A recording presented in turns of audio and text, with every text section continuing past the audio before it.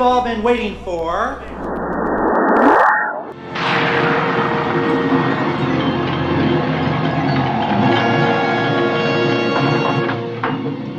When I give the word, throw the first switch.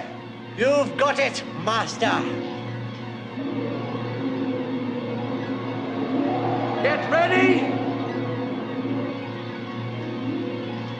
Get set. Go! Olá, esse é o Cinefilia e Companhia, episódio número 15. Meu nome é Hugo Harris, eu tô aqui com os meus colegas Juliana Varela. Oi, pessoal! E com o Henrique Pires. Fala, turminha!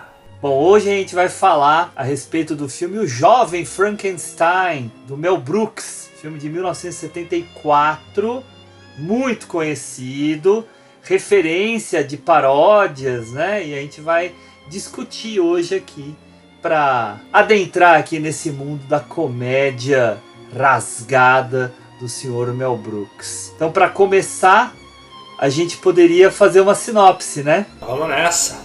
O neurocientista Frederick Frankenstein recebe o testamento de seu avô, Victor, e é enviado para a Europa para morar em seu castelo.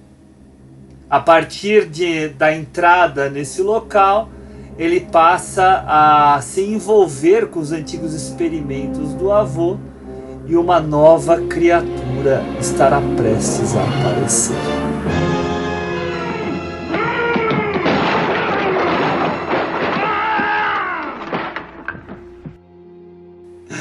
Eu queria saber impressões iniciais de vocês, se vocês poderiam falar se já tinham visto, se é a primeira vez, qual a relação de vocês, tanto com o filme, quanto até mesmo com Mel Brooks. Fiquem à vontade. Ju, você que escolheu esse filme, então se você quiser começar, por favor. Vamos lá. Eu acho que eu tinha visto esse filme quando eu era criança, mas eu não lembrava nada. Eu conheci algumas cenas, falei, nossa, isso é familiar, eu vi isso em algum momento da vida, mas eu não lembrava. Então foi como se eu tivesse visto pela primeira vez. E eu adorei, assim eu adoro Gene Wilder. Então a hora que ele aparece eu já tô rindo, né? E foi um filme que eu ri do começo ao fim, assim, achei maravilhoso. O Mel Brooks, eu não tinha certeza do que eu conhecia dele e tal, aí eu fui olhar e falei, gente, ele fez Spaceballs, eu amo esse filme. Ele fez umas comédias muito da infância, assim, muito boas, tem um filme do Robin Hood também, enfim, e ele é muito bom, né, as piadas, elas são bobinhas, elas são simples, mas elas funcionam, né, o elenco todo tá muito bom, o timing é perfeito, e só pensando, assim, algo para lançar pra gente depois, que a gente fez um episódio há pouco tempo, né, do Dança dos Vampiros, do Polanski, que é uma pegada parecida, uma tentativa de fazer a mesma coisa, né, que é você fazer uma comédia meio satírica a partir de um texto clássico de horror.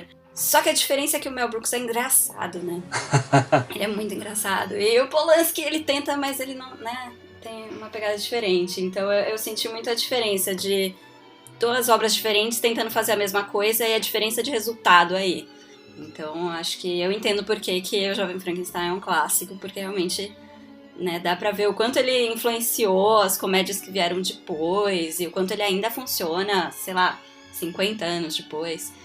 Então, eu adorei. Aprovado. Legal. E você, Henrique? Eu havia assistido esse filme faz um bom tempo, sei lá, nem sei quanto tempo, lembrava pouquíssimas coisas, mas Mel Brooks é Mel Brooks, né? Eu acho que ele é da mesma, digamos assim, turminha ali do nosso Woody Allen. Eles eram roteiristas de TV na época, quando jovens, enfim, e acabaram os dois judeus, né, despontando para o cinema.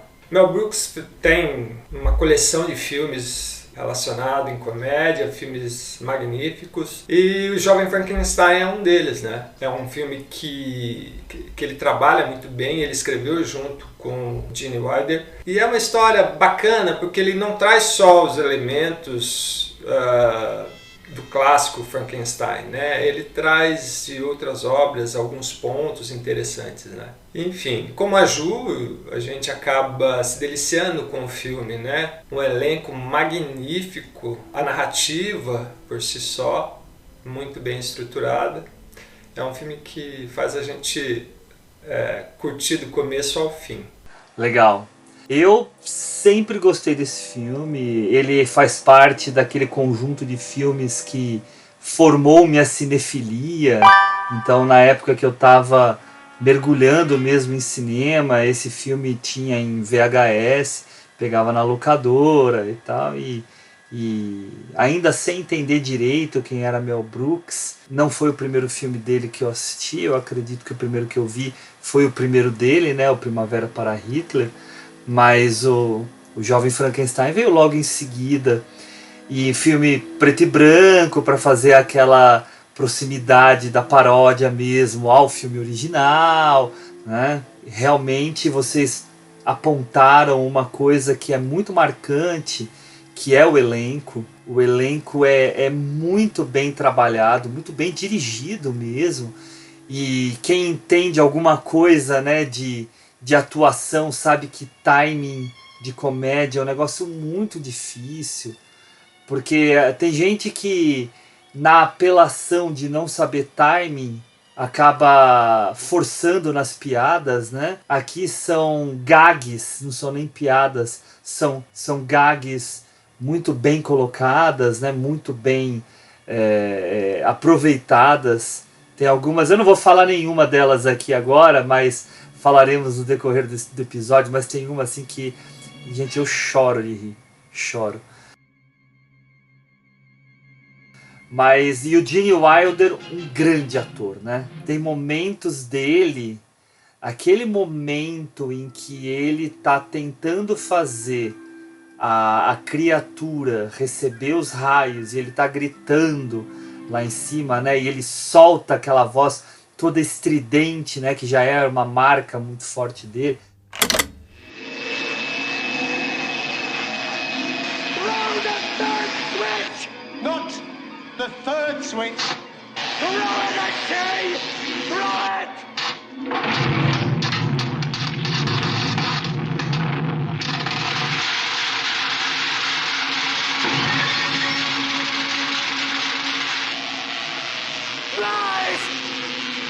Lies, do you hear me? Give my creation life!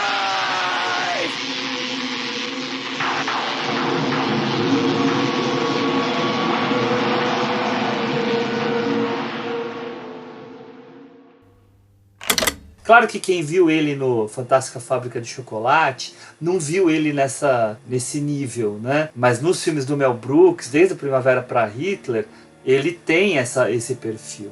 Eles trabalharam com 3 filmes, né? Juntos só, né?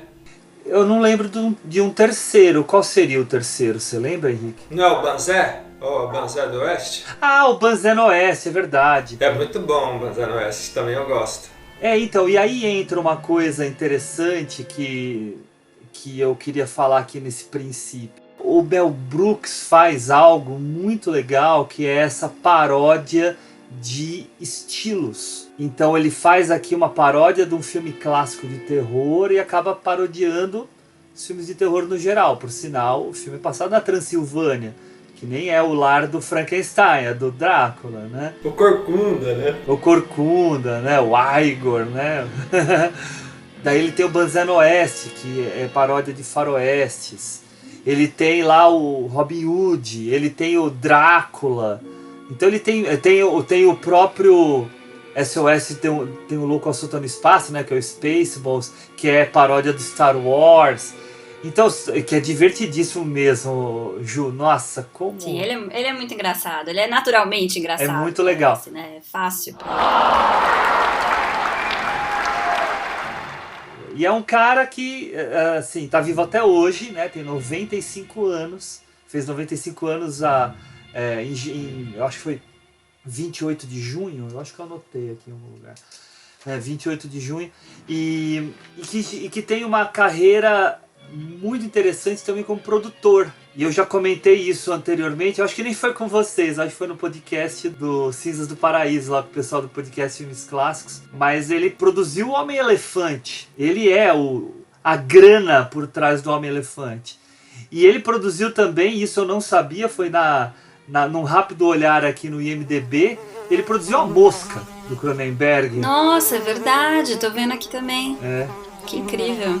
Incrível, né? E daí você vai ver os títulos dele como diretor, ele só tem 11 títulos como diretor. São poucos, eu fiquei surpresa também com o tamanho da influência dele e o tanto que ele fez.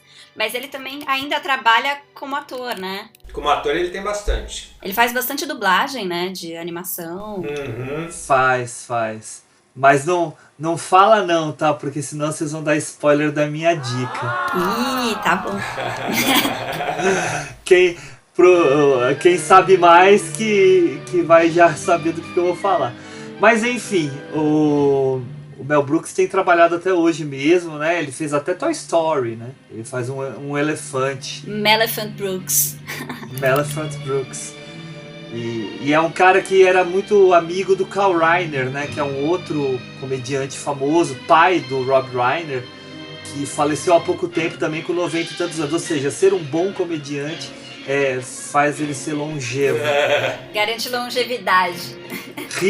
Ria durante a vida toda. E ele tem até um filme que as pessoas não curtem muito, mas que, assim, tudo bem, eu não vejo há muitos anos. Eu acho que ele tem até uns vieses politicamente incorretos, que é um filme chamado Que Droga de Vida, em que ele faz um milionário que faz uma aposta com um cara e fica, acho que é uma semana ou um mês, não lembro agora, vivendo como mendigo na rua. Claro que ao fazer isso, que lembra muito Trocando as Bolas, né, que é um filme lá dos anos 80, né, com o Ed Murphy e tal, ele tem a possibilidade de fazer boas gags, de falar até de algumas questões sociais, que não era o foco dele, mas também tem alguns momentos um pouco, novamente, politicamente incorretos, tá? Ou seja, ele tem uma obra bem interessante, né? Para finalizar minha fala sobre ele, falar rapidamente aqui do Primavera para Hitler, que para mim é uma... Nossa, é muito legal, assim. Também politicamente incorreto. Eu acho que ele é politicamente incorreto em muitos momentos. Eu acho que o próprio Jovem Frankenstein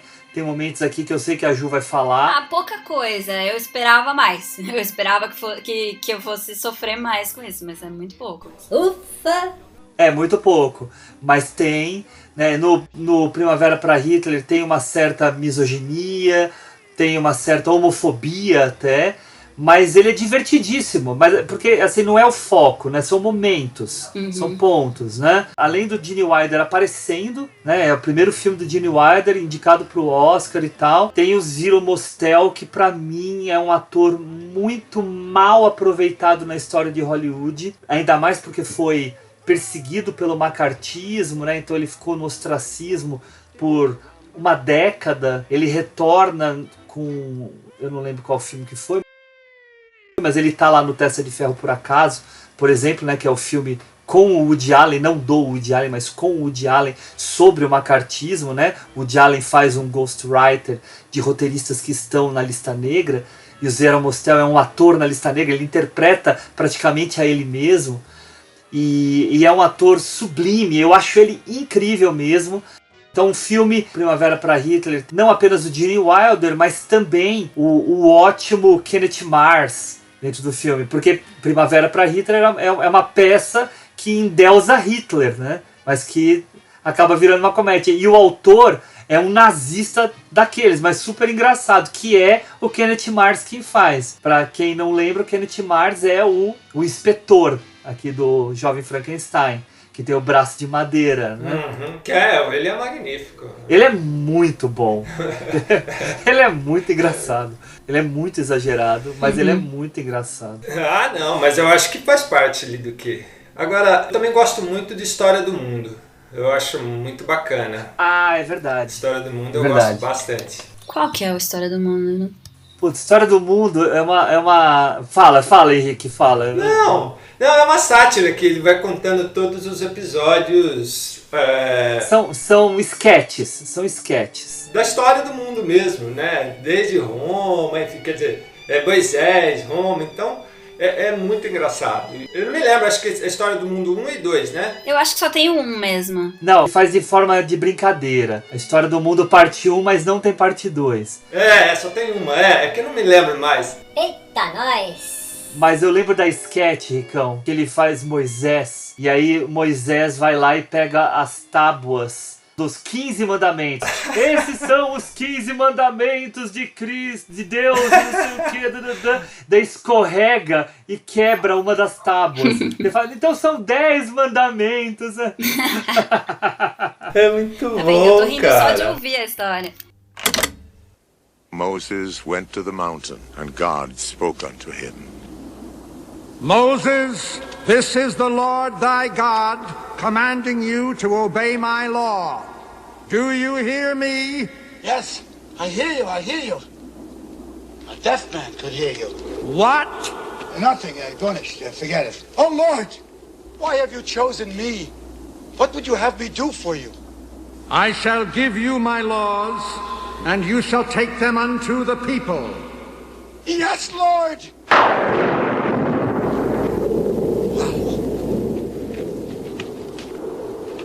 Lord, I shall give these laws unto thy people. Hear me! Oh, hear me! All pay heed! The Lord Jehovah, has given unto you these 15... Wait. 10 commandments for all to obey. E é com a Madeleine Kahn, né? Que faz a noiva, Sim, que é fantástica. Ela é muito boa atriz. É muito bem lembrado, viu, Ricão? Até fazer um jabá aqui, não pago, mas a Versátil lançou recentemente um box, A Arte de Mel Brooks, com 4 filmes dele dentro. Drácula Morto Mais Feliz, o que é muito ruim. Eu acho que é o pior filme dele. A Louca, Louca, Louca Aventura de Robin Hood. Daí, se eu não me engano, é o Banzé no Oeste e o Banzé na Rússia. São os 4 que ele tem. Por sinal, o Banzé na Rússia é baseado num livro. Olha, eu batendo de novo no meu microfone. Desculpa, galera. É baseado num livro que até eu tinha vontade de adaptar. Que a história chama As 12 Cadeiras. Que os caras escondem uma fortuna de diamantes dentro de uma cadeira, de um conjunto de 12.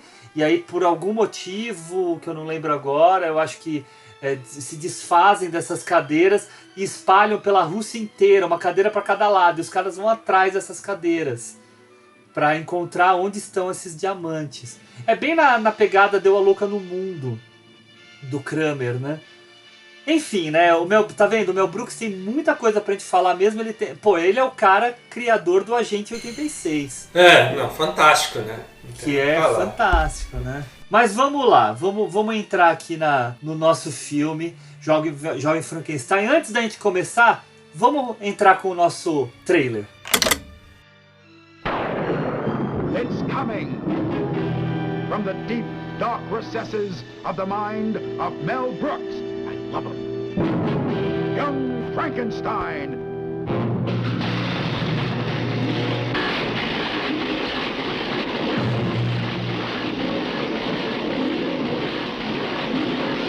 You hear me? Give my creation life! Sky means business. Young Frankenstein. Oh dear, nothing left. What shall we throw in now? Gente, o filme já começa de uma forma bem característica, né? O que me chama muito a atenção? Ele brinca com o clichê. Então ele pega o clichê do gênero e transforma em gag. Então ele brinca com a nossa expectativa que o clichê cria e ele inverte isso ao brincar. Então isso já é apresentado quando ele começa naquele estilo filme de terror em que os letreiros apresentam o cenário, né? Então aquele castelo lá no fundo, no alto da colina, com aquela música soturna por cima, né? E aí aproximando aquele zoom que ele aproveita muitas vezes, né, dentro do filme, o zoom vai indo aos pouquinhos, e aí chega num movimento de câmera que circula o caixão que vai se abrir. E dentro desse caixão, que a gente vê lá escrito Barão Victor von Frankenstein, abre e tá lá o esqueleto segurando uma caixinha. E aí nisso alguém vai tentar tirar. A gente depois descobre quem é o cara, né? Que é o cara que procura depois o Frederick lá nos Estados Unidos. Mas ele vai tentar tirar e o esqueleto não quer soltar. Então fica essa luta entre eles, né? Então é a primeira brincadeira que ele faz com a expectativa do filme de terror. Tudo leva a crer num filme de terror. Claro, todo mundo conhecia o Mel Brooks, sabia que ia ser uma comédia, mas ele brinca nesse princípio com isso e é algo que ele vai fazer no decorrer do filme inteiro, né? De forma muito divertida. Acho que é por isso que o filme funciona tão bem, né? Porque ele tem paciência, né, pra chegar na piada. Ele não fica emendando uma na outra que nem um louco, fazendo você, né, tipo, forçando aquela risada. Mas não, ele mostra uma cena, ele conta um pouco de história, ele mostra, né, às vezes reações um pouco sérias, dramáticas e tal, e de repente ele quebra. Ele demora um pouquinho pra chegar na próxima piada, ele trabalha bem. Então cada sketch, né, dura um tempo razoável, não é tão rápido. E é um humor. Prepara melhor. E é um humor, mas às vezes até ingênuo em alguns pontos, como aquele momento em que o Gene Wilder, ainda na sala de aula dele, tá irritado com aquele aluno impertinente. Ele pega o bisturi e enfia na própria perna, né? Uhum. Daí ele cruza a perna para esconder o bisturi, né? Então isso aí é bobinho, mas é legal. Mas justamente, é bobinho, mas seria mais bobinho se ele enfiasse o bisturi e desse aquele grito e fizesse, né, aquele momento, como deu tudo errado. Não, ele enfia e continua a cena como se nada tivesse acontecido. Então é isso que faz ser engraçado, né, porque tem esse tempo, é mais lento. Então você viu ele enfiando o bisturi, mas você tá vendo a cara dele disfarçando ali. Então não acaba rápido, ele deixa aquela piada curtir. Né? Hugo, eu tive um pouquinho uma percepção diferente do começo do filme.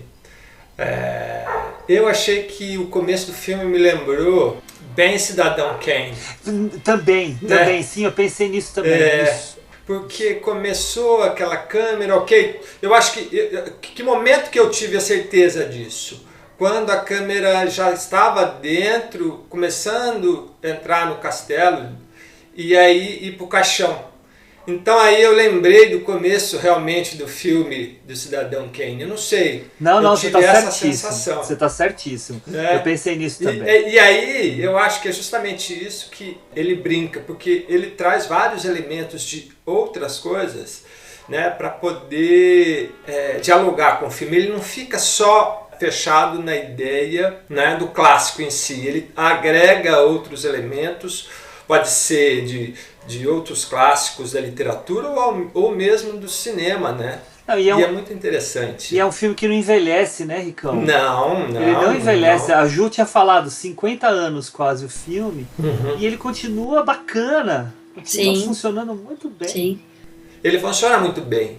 E eu acho que é justamente ele assumir essa ideia, né? E é interessante a personagem no Frankenstein, né? No começo do filme, porque ele faz algo, pra mim, ali passou algo do tipo um cara com intensidade, maluco, né? Que não quer ser contrariado, enfim, ele traz uma mania, digamos assim, de temperamento psicológico. Então, olha como é bem trabalhado, né? Eu estava dando uma pesquisada e eu vi, eu não sei se isso é verdade ou não, mas que quando eles escreveram o roteiro junto, ele e o Gene Wilder, que o Gene Wilder falou para ele que ele não queria que o Mel Brooks fosse ator no filme, que apenas dirigisse, né?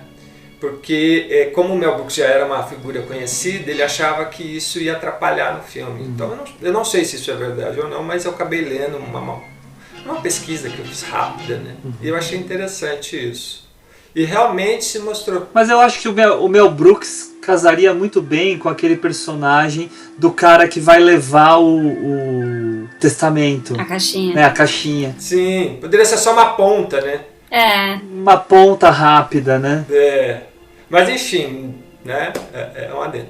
E quando você fala justamente da gag, eu acho interessante porque como ele brinca com isso, né? Ele sempre nos dá um ponto de realidade. Ele tenta fazer do absurdo, mas dentro de uma realidade. Né? E é justamente como você citou, de quando ele enfia a faca, ou seja, ele está tão preocupado em manter a pose, né? Isso mesmo, Gão. E ele acaba ficando tão preocupado em manter a imagem dele, né? Que é como a Ju falou, ele tenta disfarçar ali aquilo, né? Sim. Então, olha como é muito bem desenhado essa personagem, né? Sim. Então, você fala, há uma preocupação, há um estudo ali. Não é uma brincadeira, só simplesmente vamos nos divertir. Não, e é bem o que você sim. falou, né? Ele é um personagem que tem uma coisa meio maníaco, né? Ele é meio estourado, mas ele quer manter uma aparência de alguém muito centrado porque ele quer se descolar do nome da família. Fala, não, esse era um louco, esse era um maluco, eu sou um cientista sério, né? Então, apesar de você perceber que ele não é, né, tão controlado, que ele grita, que ele estoura, que ele não gosta de ser contrariado, ele tenta se controlar, ele tenta parecer algo que ele não é, porque ele tenta se descolar da família. Então essa cena do bisturi reforça essa vontade dele de se distanciar dessa história. Mas ele tem algumas infantilidades, né? Ele, além dele ser muito ingênuo, né? Então você vê aquelas mulheres que dão em cima dele e ele a princípio não entende, ou ele fica meio sem jeito e tal, né? Ele também, na hora que falam do trabalho do avô dele, ele fala assim, o trabalho do meu avô era pupo, né? Era cocôzinho. Cuco, né? Ele era cuco, né? Então ele usa termos, ele fala, por umas 2 vezes ele fala mamãe, né? Chama. Então ele tem isso de ter também uma certa infantilidade. Mas eu acho isso muito interessante porque é muito perceptível, e aí guardando lá para eventuais spoilers lá da frente, ele tem um arco muito interessante, né? Ele tem um arco muito bom, porque ele começa um pouco mais infantilizado, ao mesmo tempo mais contido, a gente percebe que tem uma latência de loucura, até mesmo no momento em que ele tá na aula e que vem aquele paciente para servir, né? Para servir de cobaia dele. Então isso tudo já mostra que existe alguma coisa lá. Mas isso só vai ser potencializado mesmo no momento em que ele vai para a Europa, no momento em que ele entra no castelo, no momento em que ele abre o livro, né? O caderno. Justamente. Então, e aí no momento que ele tem acesso à biblioteca particular do avô, aí soltaram as feras. Então, que é a hora que ele fala assim, isso pode ser feito! Sim. Né? Que inclusive eu acho que é uma referência mais direta a Mary Shelley, né? Eu tentei encontrar, mas acho que minha tradução fica diferente. Mas a parte que ele lê ali no caderno, nas anotações do avô, é muito um trecho, né, em que o Victor Frankenstein descobre que é possível o sonho dele, que ele vai conseguir fazer e tal. E é um trecho bem literário, então eu acho que ele deve ter puxado direto do texto original. É bem bacana essa cena.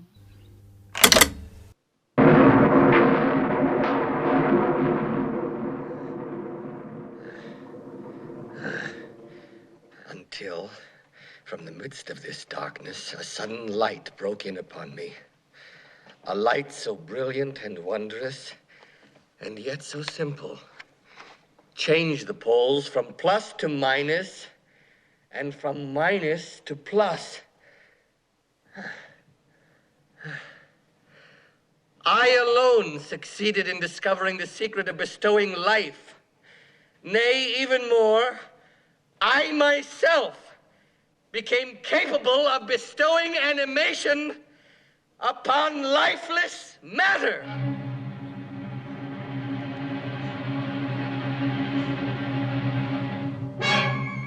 It could work!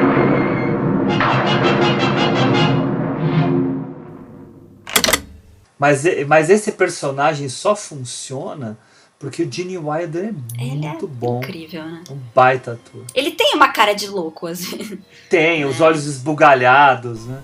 Sim, uma cara de doidaço, né? Mas é um ator fantástico, né, gente? E retornando a essa questão do arco que você comentou, isso tá até na aparência física dele, né? Porque antes ele tá com o cabelo bem penteadinho, é verdade. Depois ele já tá com o cabelo mais armado. Tem até uma ideia assim, parece o Albert Einstein, assim, com o cabelo meio... Isso, perfeito. Né, meio jogado de lado em alguns momentos, assim. Acho que talvez ele, não sei se é uma referência ou não, enfim. Ah, provavelmente, né? E assim, eu também acho interessante que ele traz um quê a mais nessa personagem de garoto mimado, sabe? Traz. Que não quer ser contrariado. Sim, até o fim, né? Ele não perde ele não se transforma completamente. É, e isso eu acho interessante, né? Você dá uma personalidade para essa personagem que é séria, que se for levar o pé da letra, né? O cara que quer ser Deus, né? Então como você brinca com isso, por isso que eu acho que tem esses momentos que quando ele é contrariado, né? E ele não tem escapatória, ele faz isso, né? Deixa eu só fazer um parênteses aqui, porque a gente estava falando de toda a obra do Mel Brooks, e a gente deixou de fora um dos filmes mais legais dele, que é o Alta Ansiedade. Lembram desse filme? Não, esse eu não lembro, Hugo. Nossa. É só de referências a filmes do Hitchcock. Então são várias cenas, e esse é com o Mel Brooks. Eu lembrei porque a Ju falou o Henrique falou do Mel Brooks participando ou não do filme, né? Nesse ele é o ator principal. E aí são várias cenas, assim, por exemplo, um momento em que faz referência ao filme Os Pássaros, né? Em que no filme do Hitchcock os pássaros atacam as pessoas. Aqui são pombas que vão atrás dele soltando cocô na cabeça deles, sabe? Mas é muito, por exemplo, isso que eu digo, ele é muito legal, porque a forma como ele tenta trabalhar a comédia, mesmo que ela seja um absurdo, ela é plausível de se acontecer, mesmo sendo um absurdo, né? E aí que é a grande sacada, né? Enfim, então você vê como ele vai construindo isso dentro do filme O Jovem Frankenstein. Sim. Sem contar as outras personagens, como elas são importantes no sentido não só para ajudar a personagem principal, mas também por elas terem uma personalidade própria, né? Aquela mulher do castelo, que eu esqueci o nome da personagem dela. Frau Blucher. É uma sacada genial, toda vez que fala o nome dela, os cavalos relixarem. Sim. Cara, então essa era a gag que eu falei, que eu morria de rir toda hora. Né? Eu chorava. Eu tive vários, né, assim, vários momentos, nem que seja aquele sorriso do canto de boca, que é bom, é prazeroso, né? Sim. É uma belíssima comédia, né? E esses personagens secundários, assim, eles são bons porque eles são caricatos, mas eles não são só caricatos, né? Eles têm algo a mais, eles são espertos, eles têm momentos que te surpreendem. Eles têm personalidade, né? Sei lá, o Igor surpreende em vários momentos, porque ele é mais esperto do que ele parece. A própria Inga, né? Você acha que ela vai ser só a loirinha burra lá, mas não, ela tem uma participação mais ativa aí no processo e tal. Então todos eles têm o lado caricato, mas eles são personagens um pouco mais completos, assim, né? Eles não são só aquela coisinha rasa.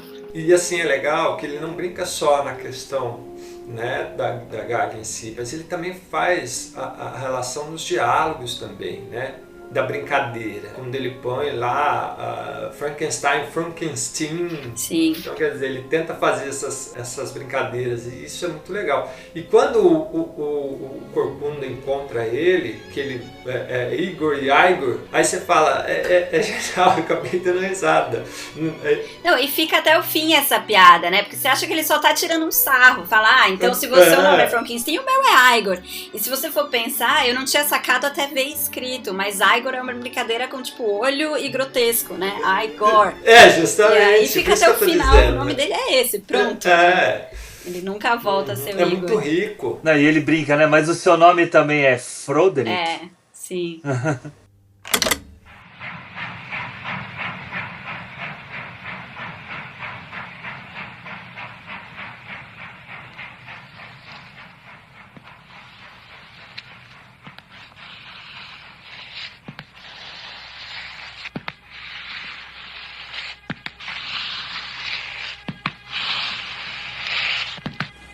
Dr. Frankenstein.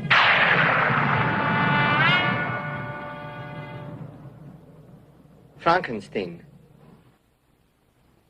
You're putting me on.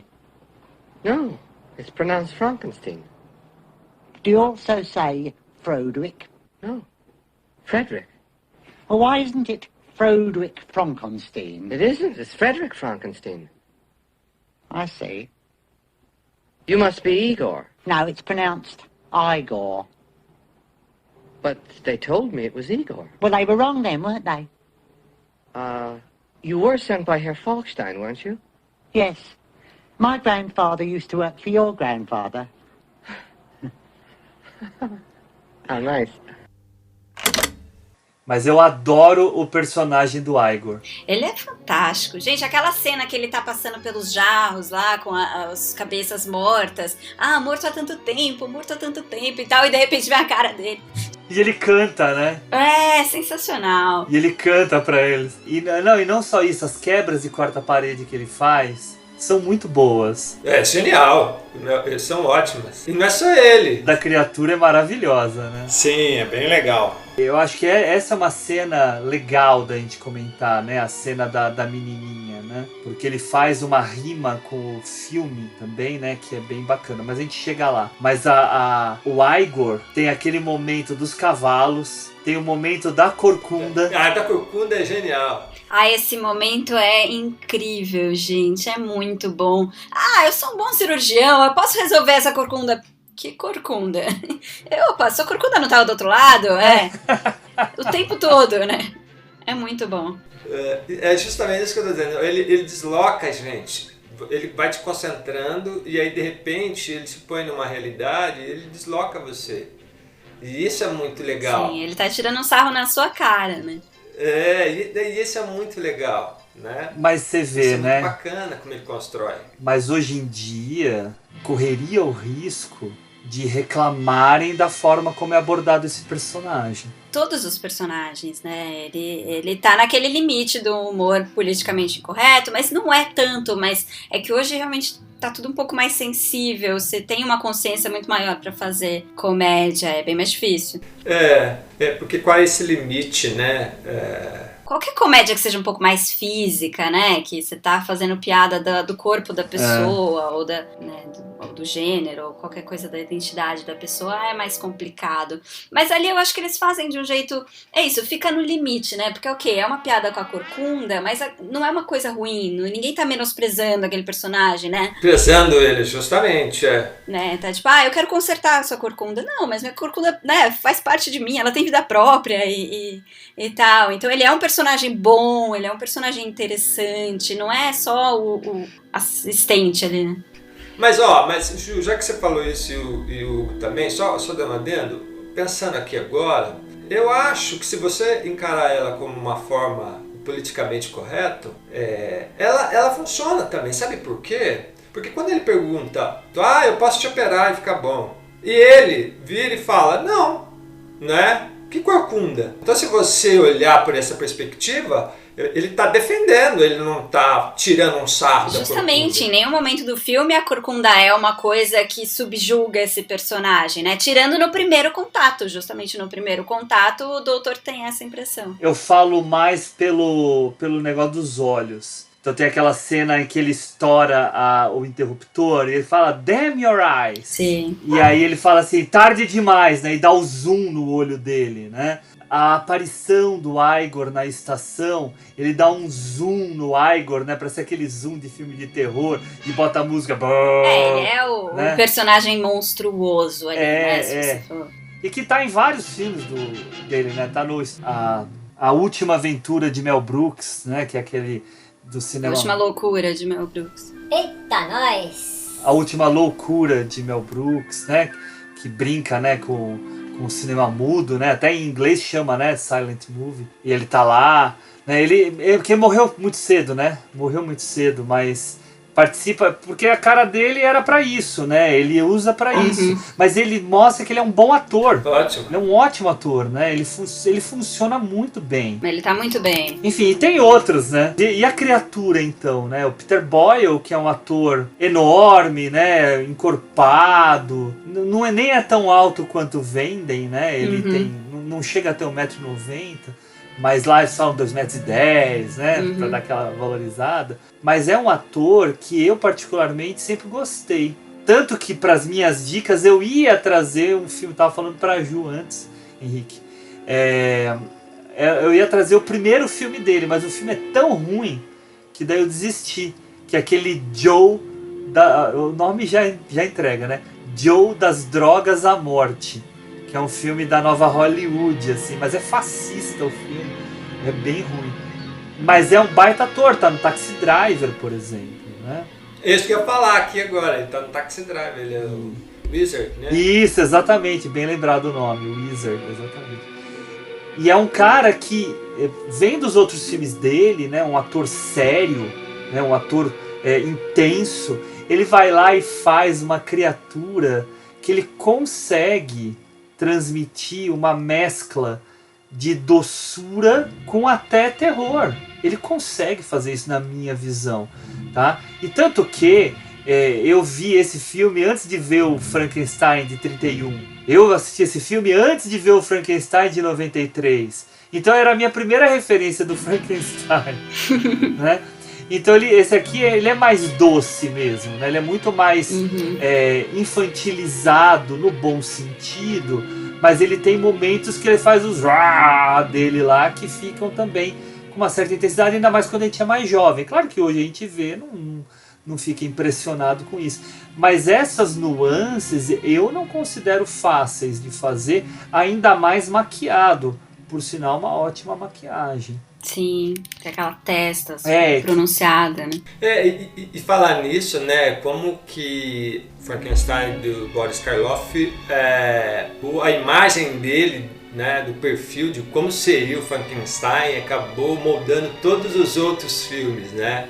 Virou Sim, referência. Ele virou não só a imagem dele, mas a forma como eles a forma, justamente. Constroem a história e esse personagem. Gente, né? vocês já viram o filme Deuses e Monstros? Talvez. Que é com Ian McKellen. É maravilhoso esse filme, é lindo esse filme. Que ele faz o James Whale.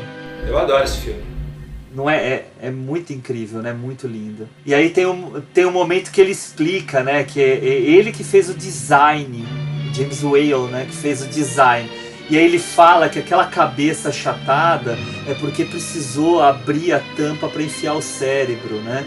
Então por isso que faz ela quadrada em cima. Né?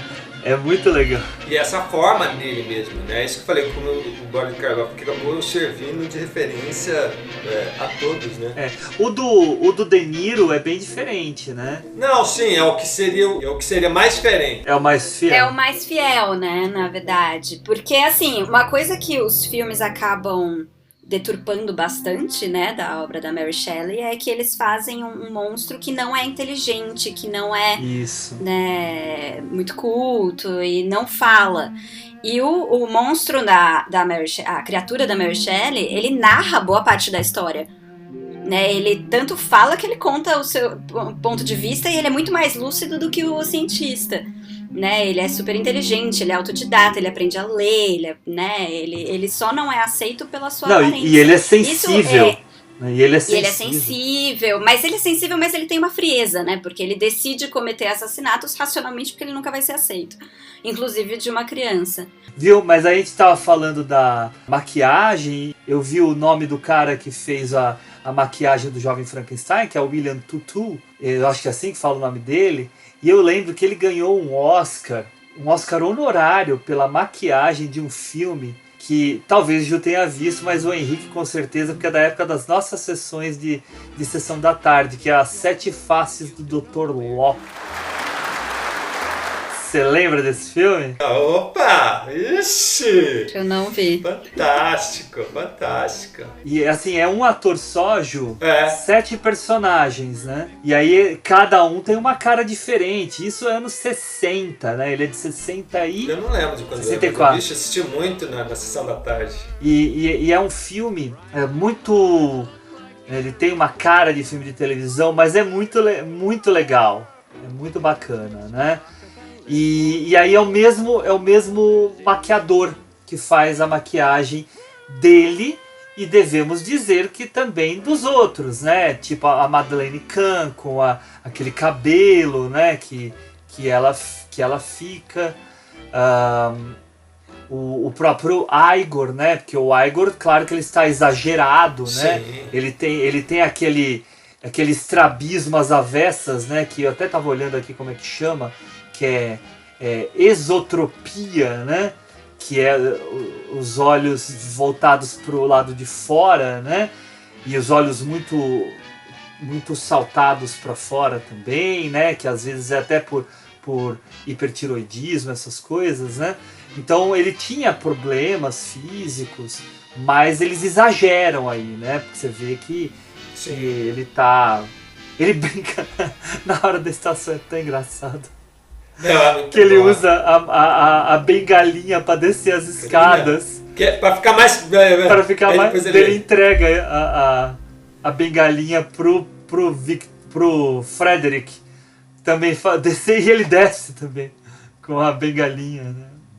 Então tem isso, né? Mas voltando ao elenco, pô, a gente falou do Peter Boyle, mas a própria Frau Bruckler é uma atriz que era uma atriz dramática. A Cloris Leachman ganhou o Oscar por aquele 3 anos antes, né? Pelo A Última Sessão de Cinema, que é o filme do Peter Bogdanovich, em que ela faz a amante do menino jovenzinho, né? Do Timothy Buttons. E ela é aquela mulher, eu acho que ela é casada mesmo, né? Mas ela é insatisfeita com o casamento. É um filme típico da nova Hollywood, né? Típico.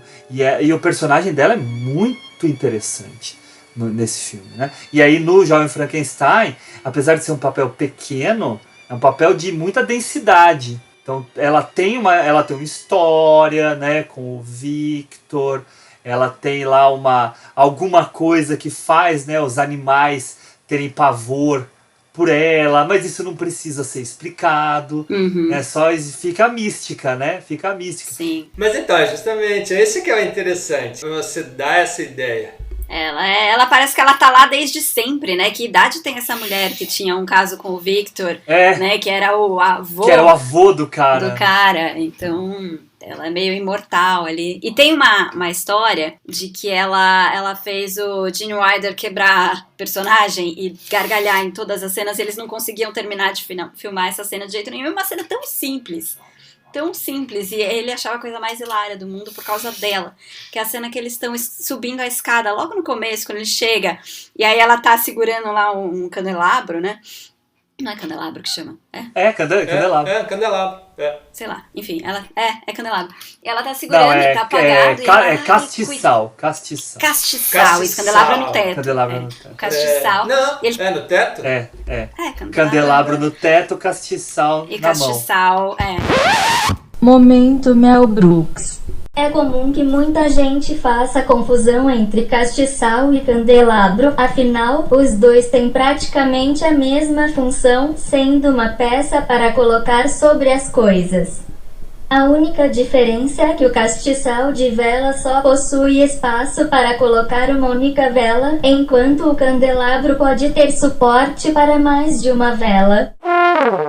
Eita, nós! Então ela tá segurando o castiçal apagado, né? E aí eles estão subindo a escada, ai, cuidado, fique sempre perto do castiçal, porque a luz pode ser traiçoeira, não sei o que. E aí ele olha com uma cara de que não tá entendendo nada daquilo, né? E aí fala que eles não conseguiam terminar de filmar, porque ele sempre dava risada antes mesmo dela começar a falar. A cena do violino dela falando yes, Yes! É genial, cara. É genial. Mas olha só, tudo isso que a gente tá falando, o pessoal tá vendo que a gente adorou, se divertiu com o filme. E aí, se a gente for botar a cabeça no lugar e levando em consideração tudo aquilo que a gente comentou nos outros episódios, dos outros filmes, inclusive, né, o nosso episódio favorito, que é o Relatos do Mundo, esse filme tem pouco diálogo expositivo. Os diálogos são criados para as gags e para alguns direcionamentos, mas é pouquíssimo, eles não explicam muita coisa. Fica tudo muito dependente do visual. E é isso que torna ele um filme que não envelhece. Porque ele estimula a nossa mente o tempo todo. Claro que ele também depende um pouco. Não é que ele depende, né? Mas ele conta que você conhece já a história do Frankenstein. Você conhece todos aqueles clichês do gênero e tal. Então ele se aproveita disso. Eu não consigo imaginar como seria alguém que não conhece nada sobre Frankenstein ou filme de terror assistindo. Nem precisa. Mas eu acho, mesmo que a pessoa não conheça nada, talvez ela não aproveite como nós que conhecemos aproveitamos. Mas ela vai aproveitar porque justamente tem essa ideia temporal da personagem na sua relação com a ação em si e com o que ela está falando, né? Então acho que isso, mesmo assim, a pessoa entra. É óbvio que se você tiver um repertório maior de conhecimento, você vai aproveitar muito mais. Você vai pegar detalhes ali. Gente, até as transições, né, estilo cinema mudo, né, fazendo aquele círculo, né, que fecha e depois o círculo que abre. Uhum. É tudo um monte de brincadeira. Eu queria falar um pouco da fotografia também desse filme. Fala, Henrique. A fotografia desse filme eu acho espetacular, né? A arte também. Sim, a arte também, né? As duas coisas estão caminhando juntas, né? Mas como a gente está falando da fotografia, é muito bem feito, muito bem elaborado. Ela contribui muito bem. Ela caminha num expressionismo e num filme, e num noir, né? Ela fica navegando em certos momentos. Aquele momento Casablanca ali, do trem. No começo, que eles estão se despedindo ali. Enfim, é muito bom, né? Que é mais um momento de gozação, né? Justamente, isso que eu tô falando. Sim, todos, né? Eu acho que até o trem tem uma gozação, né? Porque ele, próxima parada, Nova York, próxima parada, Transilvânia. Então, tipo de trem você vai atravessar o Atlântico. Você vai atravessar, né? Como assim? Como que isso aconteceu? Né? São coisas que, assim, eles não param pra você rir, né? Eles só contam e falam, se você pegou, pegou. E tá tudo bem, né? E tá tudo bem. Justamente. É um absurdo que ali faz sentido. Mas é isso que eu digo, é um absurdo dentro da realidade. Né? E aproveitando essa fala do Henrique sobre a cena do trem, né, da estação de trem, eles usam a Madeleine Kahn de uma forma bem precisa, porque ela é a Elizabeth, né, que é a noiva do Frederick, e ela faz uma personagem muito parecida com a personagem que revelou ela no Essa Pequena é uma Parada, que é um filme que assisti recentemente por coincidência, tá? Que por sinal é um filme que tem ela e o Kenneth Mars dentro. Que é do Peter Bogdanovich, que eu acabei de citar também. Que é um filmaço, gente. Por sinal, fica a dica roubada aqui, tá? Mas ela faz a noiva de um cara que é o... Como é que chama o ator?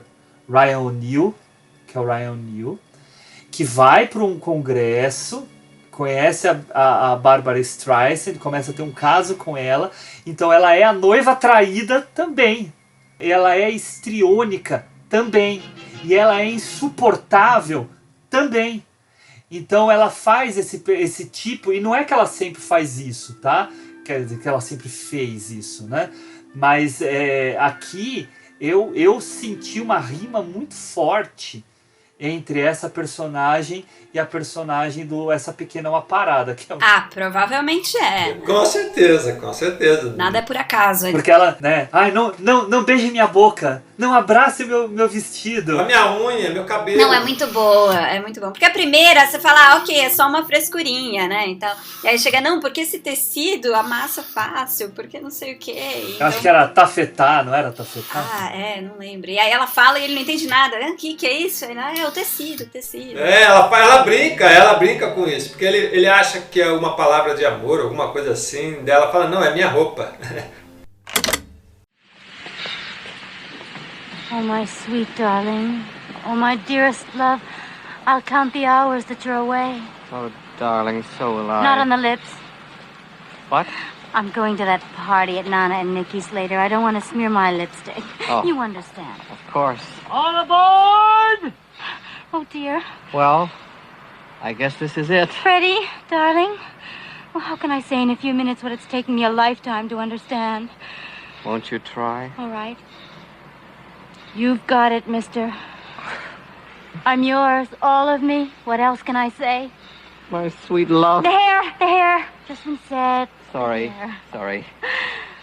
I hope you like old-fashioned weddings. I prefer old-fashioned wedding night. You're incorrigible. Does that mean you love me? You bet your boots it does. Oh, my only love. Taffeta, darling. Taffeta, sweetheart. No, the dress is taffeta. It wrinkles so easily. Oh. All aboard! Então, ela é uma personagem também bacana, que aparece muito pouco, né? Ela aparece lá muito pro final do filme, mas que acaba sendo um papel importante. Sim, ela até meio que rouba a cena um pouquinho, né? Se a gente ficar falando do elenco, tem muita gente boa. Tem o cara do Noviça Rebelde no filme, né? O Richard Hayden, né? O cara que leva, a caixa pra ele, faz o Max da Noviça Rebelde. É que ele aparece tão pouquinho, né? E aí, se eu não me engano, ele é também o pai da menininha, né? Do filme. Não. Não é o mesmo cara? Eu acho que é. Eu não me lembro. Agora eu não sei, não tenho certeza. Mas vamos aproveitar e falar dessa cena da menininha? Porque é uma das cenas mais marcantes do filme Frankenstein é a cena em que ele tá lá, ele conhece a menininha até de certa forma traz uma certa beleza para ele, né? E aí eles ficam soltando as pétalas e jogando no rio, né? E aí ela fala, acabaram as pétalas, né? E não temos mais nada para jogar. Daí ele pega e joga ela e mata a menina no Frankenstein. E aí, eis que acontece a mudança no Jovem Frankenstein. Mas nada acontece, né? É que pra mim foi legal porque eu fiquei na expectativa dela morrer também. Daí ela fala exatamente a mesma fala. E é nessa hora que ele quebra a quarta parede. Porque na hora que ela fala, não temos mais nada pra jogar. Sim, e aí passa a ideia do tipo, vocês iam me julgar por isso. Sim. Né? Isso. Daí ela é catapultada pra dentro do quarto. Pro quarto, né? Não, e é muito legal eles fazerem a montagem paralela, mostrando os pais preocupados, e aí eles correndo lá pra cima, e eles chegam exatamente no time da menina ser catapultada e entrar, até no lençol ela cai, assim, né? E ela já tá até dormindo, né? Tão absurdo, mas funciona, né? Mas funciona. Funciona porque justamente é uma piada com isso, né? Isso. É a paródia, né? Não é pela história, é pela paródia, assim. Que eu acho, até voltando ao Mel Brooks, que eu acho que ele vai perdendo. Eu acho que o auge dele é o Jovem Frankenstein. Ele faz outros legais, né? A gente falou de Spaceballs e tal, mas eu acho que em determinado momento ele erra a mão, que daí chega no último filme dele, que é o Drácula Morto Mais Feliz, que é um horror, assim.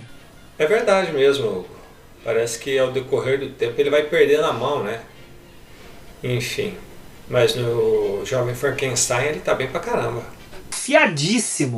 Afiadíssimo fazendo. Mas eu acho que tem muito do Gene Wilder também, né? Eles escreveram muito juntos ali, então é uma parceria que dá muito certo. Tem.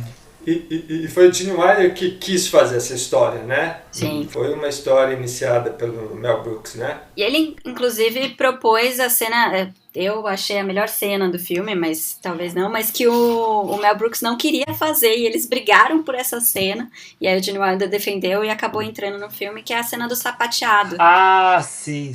Né, que ele leva a criatura pro palco pra exibir e tudo mais. Hit it! If you're blue and you don't know where to go to, why don't you go where fashion sits? Different types who wear a day coat, pants with stripes, or cutaway coat, perfect fits. Dressed up like a $1 million trooper, trying mighty hard to look like Gary Cooper. Come, let's mix where Rockefellers walk with sticks or umbrellas in their midst. Olha só a coisa ter tudo a ver com o Homem-Elefante. Sim. Com Laranja Mecânica, né? Que é esse exibir de uma criatura criada por eles, ou... como um circo, né? Que tem algo... É isso, um circo dos horrores, né? E o que acontece no Homem-Elefante é bem isso também. Né? Mas eu achei bonita a cena, até porque assim, você espera um circo dos horrores, e até começa um pouco como isso, né? Ele entra meio monstrão e tal. Mas aí vira uma coisa que, não, olha só, ele não é horrível. Ele é um cara que, sabe, consegue dançar, ele é super capaz. Então, valoriza a criatura ali em cima do palco, né? Não é só vamos exibir o quão ridículo ele é, não vamos dar risada dele, não. Será que aí também não tem uma relação com a própria literatura, com o livro mesmo, quando mostra que não é somente um ogro, como é mostrado nos outros filmes? Sim, eu acho que com o livro eu penso muito mais pra frente, né, tal, com a questão de fala e tudo mais. Mas aí eu não sei, eu acho que é uma paródia mesmo dessa expectativa de que vai ser um circo dos horrores, que ele vai ridicularizar o monstro, e no final não, ele tá, se colocando em pé de igualdade na medida do possível, né? Entendi. Faz sentido, Mostrando as habilidades reais, Porque no livro não tem uma relação entre os dois, né, entre o criador e a criatura, é uma relação horrível, rejeita completamente, né? Então, nunca tem essa aceitação, não tem essa coisa do criador ter orgulho da sua criação, né? No livro, justamente, o drama é esse. Ele tem vergonha do que ele criou e abandona. Não, e eu acho... Você falou de cena favorita, né? Eu vou falar meu plano favorito desse filme, que eu acho um quadro lindo mesmo. Claro que terrível, mas lindo. Que é a criatura presa, né, com aquele negócio no pescoço e as correntes saindo para todos os lados, né? E aí a cara dele, né, a cara de desolado que ele tá, é muito bonito aquele planeta. Ele vai afastando, né? Eu não lembro se é um zoom, se é um dolly. Traveling out. E aí aparece o policial. Daí o policial vai lá maltratar ele. Enfim, mas é uma cena bem marcante mesmo. Ele equilibra bem, né, o drama com a risada. Sim, eles conseguem equilibrar muito bem isso no filme, né, Ju? Sem contar a fotografia, a arte que... Não podemos deixar de falar, Ricão, só desculpa te interromper só. Não, imagina. Você falou da arte, tá até nos créditos iniciais do filme, que eles usam o laboratório original do filme de 31, né? Então aquele laboratório é o laboratório do filme do James Whale. Jura? Não vi isso. Que legal. E isso é muito legal, né? Então aquele negócio de subir, né, o corpo lá pro alto, aquelas coisas que solta luzinha, faz barulhinho, né? É tudo do próprio filme do Frankenstein. Então isso também traz uma legitimidade e é muito inteligente de usar. Mas, Ricão, eu te interrompi, continua. Não interrompeu não, imagina. É para falar sobre justamente essa questão da arte, como ela é um elemento que chega a ser quase uma personagem, né? Tanto ela quanto a fotografia, porque é muito bem construído, não é algo que está ali só para dar uma ideia de que você está num lugar, né, assustador ou qualquer coisa do tipo. Então isso é muito interessante. Por que estou dizendo isso? Então você tem lá a estação de trem, quando chega Então você tem uma escadinha e aquilo serve como elemento para poder criar uma gag. Então quer dizer, tudo... Não, a biblioteca, né? A entrada da biblioteca que gira, né? Ah, eu ia falar justamente isso, aquela estante, era o meu sonho de infância, né? Ter uma estante que virava e revelava uma passagem secreta. Aquela cena é fantástica. É verdade, né, Ju? Quem nunca sonhou com uma passagem secreta em casa, né? Pra fugir da mãe. É. Então, né, isso confirma a ideia que eu estava falando, né, sobre a arte, a fotografia ser quase como um personagem, né. E aí você entende que como isso é muito bem feito, né, como o roteiro é muito bem construído, não é só uma questão espacial para dar uma ideia de um lugar assustador ou um castelo, não. Sim. Ele também usa isso como... O cenário é aproveitado, né. Tudo, e a fotografia, né, assim, da forma como ela tá, enfim... E eu acho fantástico. É verdade. E é legal que eles aproveitam, né, os elementos do cenário e também a trilha, né? Mesmo nessa cena que eles vão entrar na parede giratória lá, tem uma trilha e a princípio ela é só uma trilha de terror. E aí eles começam a interagir com ela. Não, estamos ouvindo uma música e não sei o que, vamos seguir essa música. Então tem essa quebra também, né? De usar a forma do filme como um elemento narrativo ali. Justamente. É muito. Esse filme é uma obra-prima, né? Acho que no IMDb ele tá com 8,5. Sim. Cada detalhe, cada cena você pode captar alguma coisa, né? E a cena do inspetor Kemp, né? Que ninguém consegue entender o que ele fala, né? O ator é muito legal por causa disso, né? Ele fala de um jeito que nem os aldeões, que são da mesma cidade que ele, entendem, porque ele tá forçando o sotaque alemão, né? E aí depois eles não entendem, ele repete de um jeito fácil, quer dizer, você podia ter falado isso desde o começo. Mas é justamente isso, entendeu? Isso que é muito legal no filme. Essa cena dos aldeões tá ali no alto, que ele fala, né, que eles não entendem, eles falam, mas peraí, o que você falou? É tipo uma quebra, né, assim, do tipo, como é que é? Sim. E aí ele fica irritado, ai, tá bom, vai, falei isso, como vocês não entenderam? Eu vou falar normal.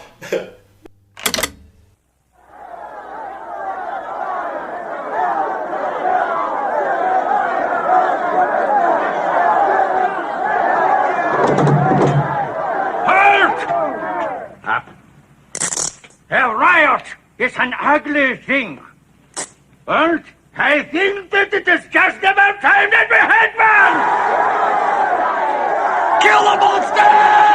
As heaven is my witness. He will curse the day that he was born a Frankenstein. What? I said he will curse the day that he was born a Frankenstein. E aquele braço de madeira dele, né? Que ele fica. Que a forma como ele interage com esse braço é muito marcante no filme, né? Que ele bate. Sim. Me lembrou aquela mão do Dr. Fantástico. É isso. Com certeza. É isso, Sim. Eu não lembro se é antes ou depois do Dr. Fantástico. Não, o Dr. Fantástico é antes, é 64. É antes, o Dr. Fantástico é antes. Eu acho que ele fez uma referência. Provavelmente. Mim. Não, e tem uma cena que ele fica 3 horas pra acender um isqueiro. Lá pra colocar o cigarro. A primeira vez que ele aparece. Não, e a hora que ele rouba no jogo. Isso, é muito bom, cara. Aquilo é muito bom. Ele fazendo barulho, né? Ele fazendo tchup, tchup, tchup, tchup, tchup. Achei muito bom, velho. É muito bom. E depois o carro tá com as rodas todas furadas, né? Justamente. Tem a cena também quando ele está fugindo com o Frankenstein ali, adormecido ali no carrinho, que o braço fica pra fora, que daí o guarda chega. Cara, muito boa. É muito boa. Ai, gente, aquela cena do caixão é muito boa. E é por aí que a gente vê que ele consegue conduzir muito bem, né? Porque, afinal de contas, é uma cena... Viu? Ela é boba, simples, mas é real. Dá pra se fazer uma situação daquela, né? Digamos. Ela é absurda, mas ela tá dentro da realidade, entende? Por isso que acaba sendo muito isso, é uma coisa tão boba, tão simples, mas funciona tão bem. Ela não é sobrenatural. É isso. Não podemos esquecer de mencionar, já que falávamos de elenco, a presença do Gene Hackman. Ah, sim, que eu tive que ver de novo pra achar. que tá super maquiado, né? Barbão. Mas que é um personagem que faz parte da história do próprio Frankenstein mesmo, né? Mas que é o cara que recebe ele em casa, ele é cego, e aí ele não tem preconceitos por causa disso, né? Só que, se você olha com atenção, é tão absurdo a gente ver o Gene Hackman nesse papel, porque ele estava vindo de uma série de filmes policiais. Então, Operação França, O Lance no Escuro, né? Um cara assim, conhecido pelo vigor físico. Mais dramático, físico. E aí ele se mostra um cara com timing de humor muito legal e que depois vai ser aproveitado no Superman. Porque o Lex Luthor dele, apesar de... É verdade. Ele tem um certo humor nesse Lex Luthor, né? Sim, não é do mesmo jeito, né? Não é tão descarado, mas sim. Não é diferente. Mas não é o malvadão. Ele só faz o malvadão. Ele tem umas sacadas lá com o assistente dele, né? Sim, quando eles estão ali com os livros. Isso. É muito legal. O Gene Hackman é um dos maiores atores, assim. Um grande ator. Ele é bem versátil, né? Muito. E tá vivo, hein? 90 anos também. E nessa parte do cego é bem interessante mesmo, né? Ele sentado ali, aí a hora que ele vai pôr a sopa, ele brinca com essa mesma situação, que para uns pode ser, né? Politicamente incorreto, né? Essa ideia do cego ali, enfim. Eu não encaro assim, porque justamente ele faz a brincadeira, né, acontecer e que não é você não tá tirando sarro de quem é cego, você não tá falando. Tá um pouco, mas por outro lado, como você tem ali a criatura interagindo com ele, tudo pode ser um pouco falha dele também, né? Que ele não sabe ainda como se mover e tal, então ele coloca a caneca no lugar errado. Mas eu acho que não. Eu não sei se tá tirando sarro do cego, porque a ação em si tá na ideia dela mesma, né? Pelo fato dele fazer o papel do frágil, do cego, digamos assim, né? É que é perigoso a gente falar algumas coisas hoje em dia, mas assim, eu acho que também tem que enxergar com um pouco de bom humor também, né? Porque é um momento que, assim, dentro do contexto, não é um sarro do cego, é uma paródia da cena do filme, entendeu? Da cena da história. E assim, vamos dar risada também disso, entendeu? Vamos brincar. Não, e o mais engraçado são as reações da criatura, né? As caras que ele faz de frustração. Ai, tô morrendo de fome, oba, vou tomar uma sopa, né? E aí o medo fala, não, na hora agora, que quebra a caneca. Você quer um café? Não quero, pelo amor de Deus. Essa é outra quebra da quarta parede, né? Porque na hora que eles vão fazer o brinde, quebra e ele olha pra câmera com aquela cara, pô, mais uma. Mas sabe que cara dele que eu gosto? Eu gosto quando eles estão na porta, que ele chega gritando. E daí o Gene Hackman vai até ele, né? Ele dá aquele papo inicial e fala assim: entra aqui e vamos comer uma sopa. E aí ele faz uma cara de felizão, assim. Tipo, tô com uma fome. Oba! Sim. Então, é uma criancinha ali. Ele é uma criança. Mas é muito legal, porque aquele negócio que eu tinha falado antes das nuances do personagem, pra mim aqui fica muito fofo. Sim, fofo, Fofo é uma boa palavra. Mas tem uma cena que eu adoro, gente, eu gargalhava nessa cena, que é a cena da mímica. Nossa, é muito boa. Quando ele tá despertando ali e tal, atacando tudo e tal. E aí o Gene Wilder pede e fala, gente, dá um sedativo, só que ele não consegue falar. Ele começa a fazer mímica e aí tá os dois ali olhando, o que você quer? Não, E aí ele faz, duas palavras. Como se fosse um jogo de adivinhação, vou quebrar né? a palavra, a primeira parte. É genial, gente, sacada. Não, e daí... E o cara ali enforcando ele. Não, e aí quando ele fica bravo com o Igor, daí ele também começa a esganar o Igor, e daí o Igor começa ele também começa a fazer a mesma também, mímica, sim. Não, é muito bom. What is it? What's the matter? Quick, give him the... Quick, give him the... What? Give him the what? 3 syllables. First syllable sounds like... Head! Sounds like head! Bed! Said! Said. Second syllable. Little bird. This, that, the.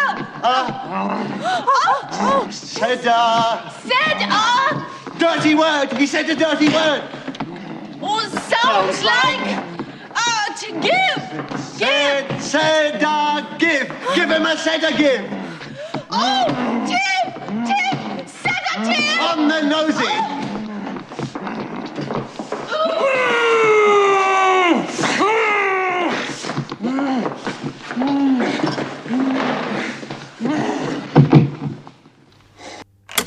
E eu gosto de uma também dele, do Igor, que ele, né, ele descobre que Frankenstein ficou lesadão, né? Aí eles sedam ele e ele chama o Igor pra conversar. Ele fala pra ele, você pegou o cérebro do cientista tal? Ai, ele, fecha bem.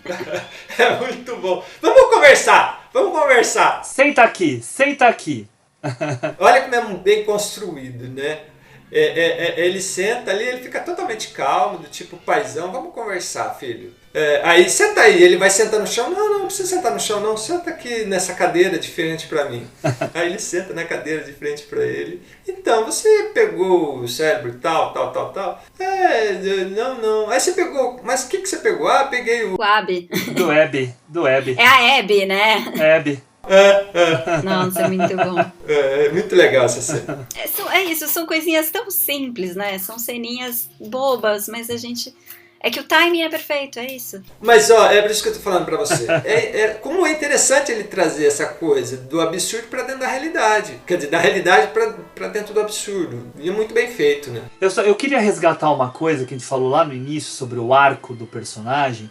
É muito legal a forma como ele trabalha a questão do destino do personagem do Frederick Frankenstein. Porque ele recusa o chamado, né? Vamos usar o termo da jornada do herói. Mas ele tem aquela primeira noite no castelo, em que ele até na cama, sonhando, ele grita, né? Destiny, né? E não tem como escapar de você, né? Uma coisa assim, eu não lembro direito como é que ele fala, mas rima, né? Parece uma música.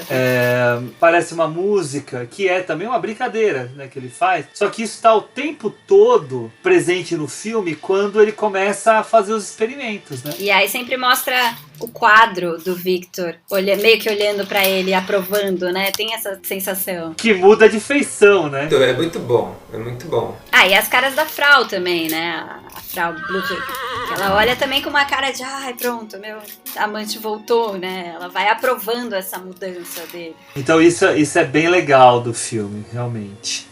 E aí tem também aquela questão física, né? Que vai pegar só coisas enormes pra usar no personagem, né? Daí a Teri Garr, né? Que também é outra atriz bacana, né? A Inga, que até indicada ao Oscar foi, né? Pelo Tootsie. É uma atriz famosa, né? Ela fala, né? Então ele vai ter um Schwarzblut, né, enorme, né? E não traduz nunca essa palavra. Não traduz. Só entenda o que você quiser. Mas você já entende. Você já entendeu, né? E isso se torna, de alguma forma, uma piada recorrente. Uma piada recorrente. Pessoal, vamos partir para os spoilers? Bora, Gão, vamos nessa. Cão, coloca aí a vinheta.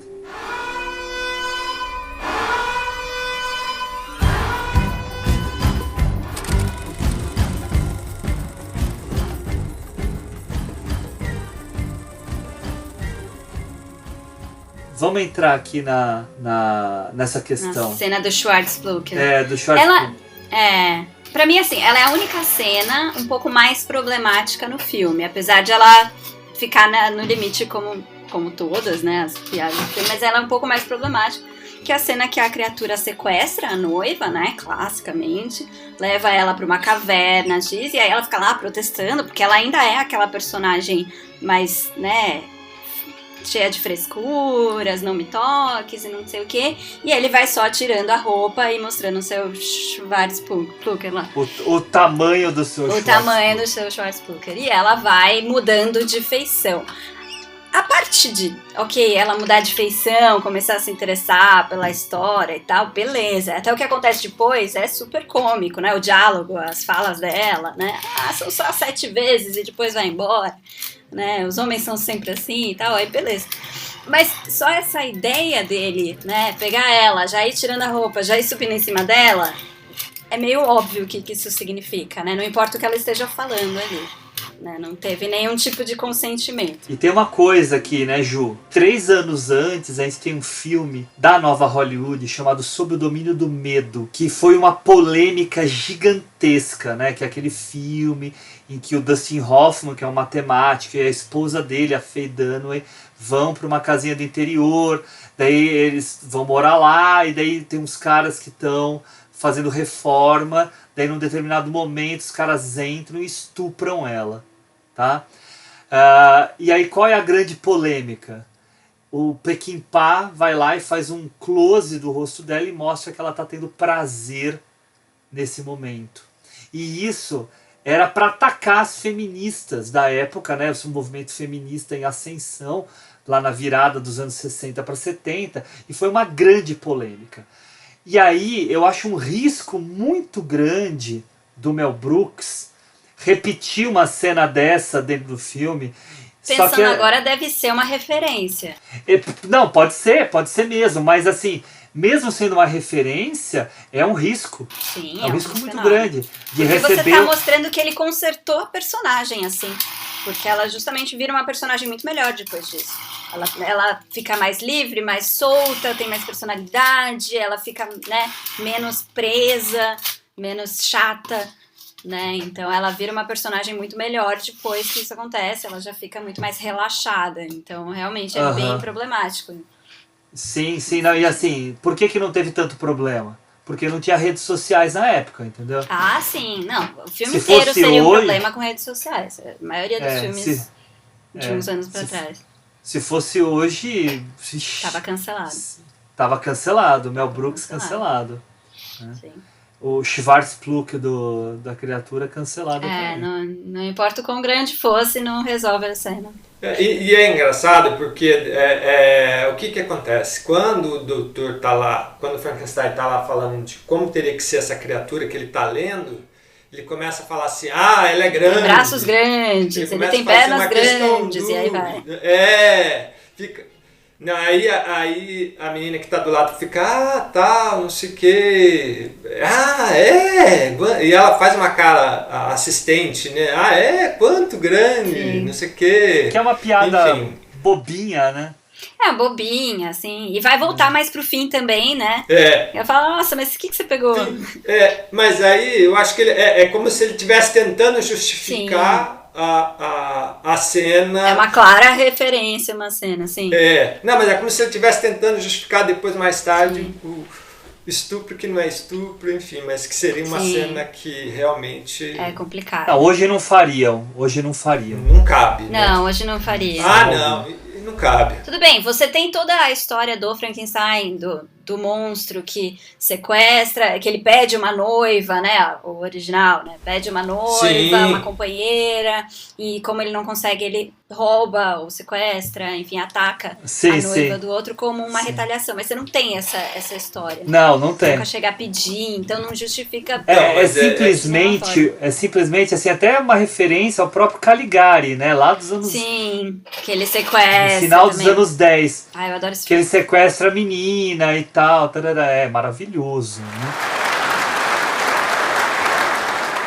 E então isso é um clichê também do filme de terror. Sempre tem a noiva, né? Sempre tá em risco. O que eu acho, assim, é que a escolha final, no momento que tem os casais, Sim. e a última piada ser essa... Ela dá uma consertada. E assim, eu acho que é a piada, assim, o que você ficou do monstro? Se ele ficou com a tua inteligência, ele, né, tudo bem, a incongruência de como é que passou o Schwarzpluk pro outro, absurdos. isso não importa.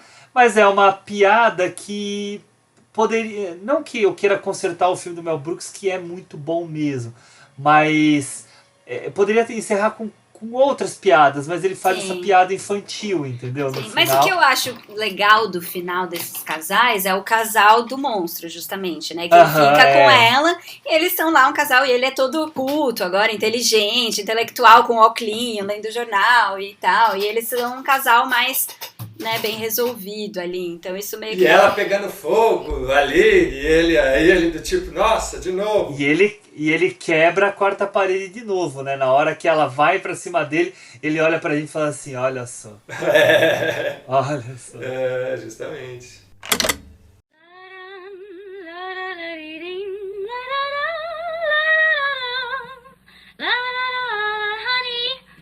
Honey, I hope you didn't find Daddy's little party too boring. I mean, he did it just for you and he meant so well. Say you liked it.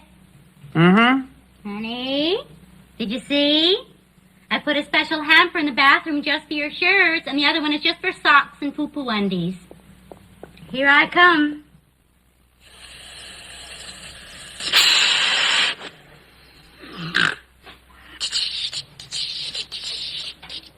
Do do do do do do do do do do do.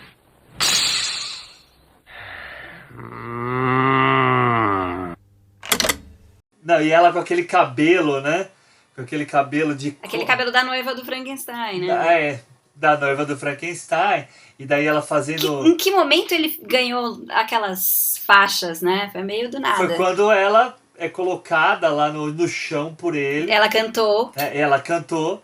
E a Inga vai cantar a mesma música, né? A mesma música, sim. Eles ficam conectados. Aquele cabelo, né? Enfim, galera. Puta, mas eu acho também, já que a gente tá falando do fim, né?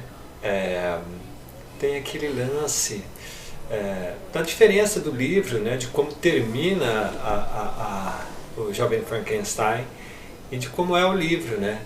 Mas no final do Jovem Frankenstein, você tem meio que um outro lado, né? Que o momento em que a sociedade vê que ele é inteligente, que ele é eloquente, eles perdoam ele e param de perseguir. E no original não é o que acontece. Independente do quão inteligente ele esteja, do quão eloquente ele seja, ele nunca vai ser aceito. É um pouco mais trágico, né? E isso mostra, né, Ju, a forma como o Mel Brooks quis terminar o filme, né? De uma maneira positiva, né? Enfim. E falando disso, eu acabei lembrando da cena, né? Quando os aldeões invadem o laboratório para poder matar o Frankenstein, né? E aí eles começam a negociar e tal. Aí eles perdoam ele, né? E aí ele vai cumprimentar o capitão e... Ele fala, não, então tá tudo bem, tá tudo legal, beleza, valeu. Daí arranca o braço do cara, né?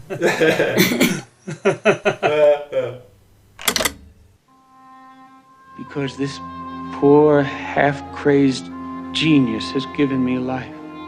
He alone held an image of me as something beautiful.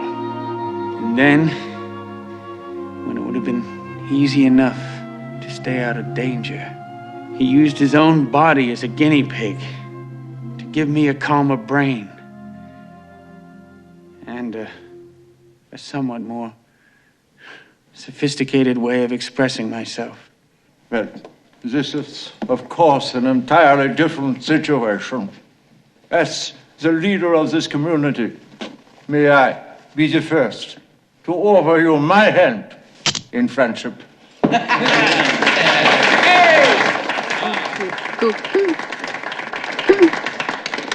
Thank you. You are entirely welcome. And now, let us all go to my house for a little sponge cake and a little wine and shit! To the lumberyard!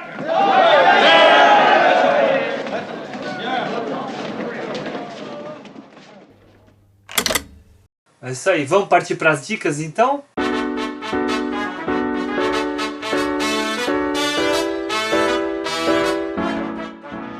Henrique, você quer começar com a sua?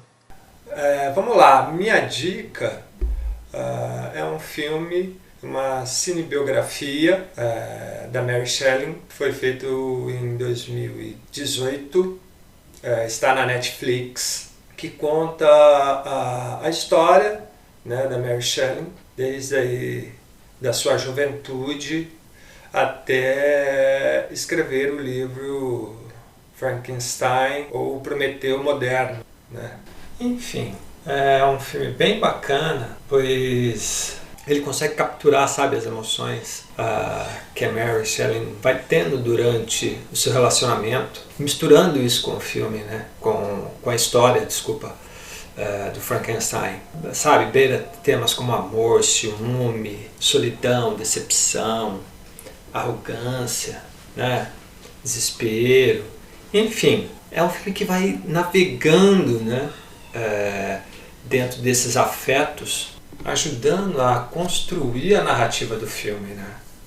Outro ponto interessante desse filme é que tanto os produtores pensaram em ter uma escritora mulher e uma diretora mulher para falar realmente desse universo da Mary Shelley. A direção do filme é uma diretora, né? A saudita Hayafa Al-Samur, não sei se eu pronunciei correto. E a roteirista é a Emma Jessen. E o papel da Mary Shelley é interpretado pela jovem e bela Ellen Fanning, que está muito bem, sabe? Ela traz uma carga dramática bacana, interessante, digamos assim, auspiciosa no olhar, né? Acho que ela traz bem quem era a Mary Shelley, essa mulher à frente do seu tempo, uma feminista. O elenco é bem bacana, de um modo geral. Enfim, a fotografia também é muito bonita. Enfim, acho que é um filme que vale a pena se ver para saber um pouquinho, né, de quem era Mary Shelley, né? Acho que o filme transmite bem esse universo dela, né? É uma escritora que já tem uma história difícil e conturbada, e é um filme muito bacana em termos de fotografia, né? Arte. É um filme que eu achei interessante. Depois de assistir o filme Jovem Frankenstein, eu achei que seria legal falar um pouco dela, né? E acho que esse filme conta realmente a história dela até ela escrever o livro. É isso aí. Fica a dica aí, um filme bem bacana. Legal, Ricão. Ju, e o seu? O meu é um livro. Eu fiquei muito em dúvida de qual seria a minha dica de hoje, mas resolvi esse livro, que ele não é diretamente relacionado, nem com Frankenstein, nem com o filme, nem com o livro, mas eu pensei em pegar também a obra de uma autora que é quase contemporânea, ela vem um pouco depois da Mary Shelley, mas ela escreve entre os 1800 e 1900, que é a Charlotte Perkins Gilman, que também conta histórias de um terror meio gótico, e tem essa pegada, e ela tem uma pegada feminista bem forte. Então o livro que eu vou recomendar, ele é um livro fininho, amarelinho, chama O Papel de Parede Amarelo e Outros Contos. Então ele é um conjunto de contos dela, e são contos, alguns de terror, outros menos, mas todos refletindo um pouco sobre a condição feminina na época, né? E esse conto do título, que é O Papel de Parede Amarelo, ele é uma história incrível e super assustadora, que é sobre uma mulher, é uma história inspirada na experiência real dela, com o marido. Eles vão para uma casa de campo e tal, e aí o médico recomenda, não lembro por que motivo, que ela trate algum problema que ela tá tendo com repouso total, né? Ela tava algum problema psicológico, não lembro o que era, e ele recomenda repouso completo por meses, assim. Então ela tem que ficar na cama, ela tem que ficar isolada ali naquela casa, naquele quarto, sozinha, sem fazer nada. Ele proíbe ela de escrever, e isso o médico dela tinha proibido ela de escrever. Ela, uma escritora, é isso que ela faz, proíbe ela de escrever como uma cura para o problema dela. E aí ela vai enlouquecendo, começa, enfim, enxergar coisas no papel de parede, e é daí que vem o terror da história. Então é um conto curtinho, super arrepiante, né, para mostrar tanto, né, o que se pensava sobre mulheres na época, o que se fazia com elas e o que elas pensavam sobre isso. Então eu acho bem bacana para pensar, se a gente está falando de uma autora mulher dos 1800 ali, que é a Mary Shelley. Tem a Charlotte Perkins Gilman, que ela escreveu também um clássico da ficção científica feminista, que é o Herland, que é um livro sobre uma utopia feminista, também, que acho que veio um pouco depois do Papel de Parede Amarelo, no 1900 e pouquinho. Enfim, fica a dica. De que editora é esse livro, Ju? Ó, a edição que eu tenho é da Via Leitura, mas eu acho que tem outra também, tem mais de uma, essa é a mais recente. Enfim, Papel de Parede Amarelo e Outros Contos. A minha dica é a dica mais popular das três. Eu acredito que todo mundo já viu, mas eu vou falar a respeito, porque se alguém não tiver visto, fica a dica. Tá lá na Netflix também. É a trilogia que tá para virar uma tetralogia, Hotel Transilvânia. O Hotel Transilvânia, para mim, é muito mais do que só um desenho infantil. Eu acho ele divertidíssimo, cheio de referências. E aquilo que eu tinha falado antes, né, para não estragarem a minha dica, o Mel Brooks faz a voz do vovô Vlad, que é o pai do personagem central, que quem faz é o Adam Sandler. O filme vai tratar do embate entre um mundo de monstros e o mundo dos humanos, né? Sempre concentrado no mundo dos monstros. Claro que é diferente de Monstros S.A., tá? É outra pegada. É mesmo na Transilvânia, né? Tanto que é o Hotel Transilvânia. Como é que chama? O Drac, né? Que é o personagem principal, constrói um hotel na Transilvânia para receber monstros, né? E aí com isso ele tem essa convivência com esses seres, sempre de uma forma muito divertida, né? Inusitada. Por exemplo, o lobisomem, né? Que é super frustrado, ele e a mulher dele, né? Porque eles acasalam o tempo todo e tem um monte de filhotes, os filhotes são uma peste e ficam todos pendurados nele, né? Então ele não consegue fazer mais nada, ele só fica cuidando daqueles milhões de filhotes, né? Que parecem, na verdade, não lobinhos, parecem piranhas, né? Porque tudo que eles passam, eles vão comendo, né? O Frank e tal, que chega no hotel embalado em caixa, né? Tudo dividido em pedaços, e daí eles têm que juntar, né? Para ficar mais barata a viagem. E assim por diante, né? Eu acho assim, o mais legal deles, eu gosto muito dos três, mas eu acho o Hotel Transilvânia 2 o mais legal, porque é aquele em que... Claro que o Hotel Transilvânia 1, a trama é quando aparece um humano lá, né? E aí o Drac precisa disfarçar esse humano, porque todo mundo tem medo dos humanos, né? Sem fazer muitos spoilers. Mas esse humano, no segundo filme, ele acaba tendo um filho com a filha do Drac. Tá? Isso não é spoiler, enfim, é natural desse tipo de filme, né? E esse filho, ninguém sabe se vai ser humano ou se vai ser vampiro. Então ele tem aquilo que eles chamam de presinha presa, porque ainda não desceu a presinha dele para ver se ele vai ser vampiro. Presinha presa. E é a hora em que apelam ao vovô Vlad para vir inspirar o netinho a virar um vampirinho. Mas ninguém sabe se ele vai ser mesmo vampiro ou humano. E a presença do Vlad é maravilhosa. É maravilhosa.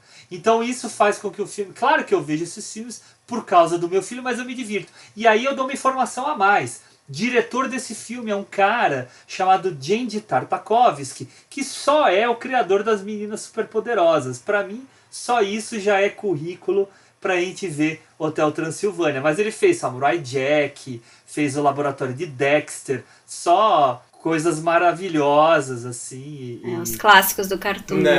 E é um cara talentosíssimo. Eu não sei se o quarto filme, eu tava olhando no IMDb, não tá constando ele como diretor, mas eu acho que talvez ele só esteja como produtor, que ele deve ser dono da marca, né, se ele for inteligente. Mas o quarto filme parece ser bem legal. Tá com outros 2 diretores. 2 diretores. Derek Drymon e Jennifer Kluska. Não conheço. Mas parece ser muito legal também que eles descobrem uma arma para tirar os poderes dos monstros. Então a mais legal que aparece no trailer é eles atirando no Homem Invisível e o Homem Invisível aparecendo. É engraçadíssimo a feição, ele pelado, né? Eu ainda não vi esse trailer, vou ver, fiquei interessada. Vejam, é muito legal. Muito legal. Então, fica a dica aí, porque a gente estava discutindo hoje um filme que é uma paródia de filmes de terror. Isso aqui não deixa de ser uma paródia para crianças, muito bem feita, de muito bom gosto, muito bem interpretada, vozes incríveis, né? Não temos apenas Adam Sandler e o Mel Brooks, mas a gente tem aqui, por exemplo, o Steve Buscemi, o John Lovitz, o Andy Samberg, a Selena Gomez. Então a gente tem aí um elenco bacana para o pessoal acompanhar. E é divertidíssimo mesmo, gente. Eu vejo direto. Eu peço pro meu filho, vamos ver o Hotel Transilvânia? Eu vi o terceiro só, eu acho que é um no cruzeiro. Isso, acho o terceiro. Eu tenho até um hobby dele que eu ganhei da cabine de banho, sabe? Assim, roupão. Que é legal, mas eu acho que dos três... mas eu não achei tudo isso, então eu acabei não vendo os outros dois por causa disso, porque eu achei divertido, mas nada tão incrível. Dos três é o menos legal. Vou procurar, vou ver. Ai, veja, é divertidíssimo. Vou ver o primeiro. É divertidíssimo. Mas, enfim, sem spoilers, essas foram as nossas dicas. Então, encerrando aqui o nosso programa de hoje, eu queria novamente agradecer. Eu sempre falo que eu gosto muito do nosso podcast. Eu vou usar um termo aqui que a Juliana sempre usa com a gente, que é a nossa curadoria. Eu acho que a gente tem uma variedade de tipos de episódios muito legais, que a gente transita entre países, épocas, gêneros, de uma forma muito livre. Claro que ainda falta a gente fazer filmes ainda mais antigos, né? Mas chegaremos lá. Isso é uma questão de escolhas mesmo. Aqui a gente é muito democrático nas escolhas, cada um escolhe um, a gente aceita e abre o coração para todos esses filmes. Então é sempre muito legal. E daí pegar uma comédia dessas que a gente pode discutir e relembrar e falar do Mel Brooks é sempre uma delícia. Então vou aqui me despedindo, agradecendo a presença do Henrique Pires. Obrigado. Eu que agradeço, como sempre, a cada episódio eu aprendo com vocês. É isso aí, foi muito gostoso e divertido rir com vocês desse filme maravilhoso do Mel Brooks, do Gene Wilder. É isso aí, gente. Espero que gostem. Beijo, tchau! E a Juliana Varela. E eu que agradeço também, foi muito bom, muito gostoso falar desse filme, ver esse filme, é sempre bom ter desculpa para ver novos e velhos filmes. E foi ótimo, espero que o pessoal tenha gostado também. E meu nome é Hugo Harris, eu fui o host desse programa. A edição desse aqui foi feita pelo Henrique Pires. Um abraço para todos e até mais. Tchau! Action. Follow me, please. Oh, does that include the key to the laboratory? You mean the laboratory? Oh, gee, don't laugh. It's so much better. Now listen to me very carefully.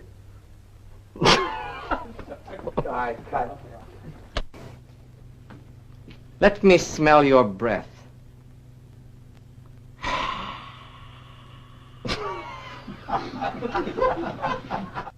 Why, look. You haven't even touched your food. There! Now I've touched it. Good.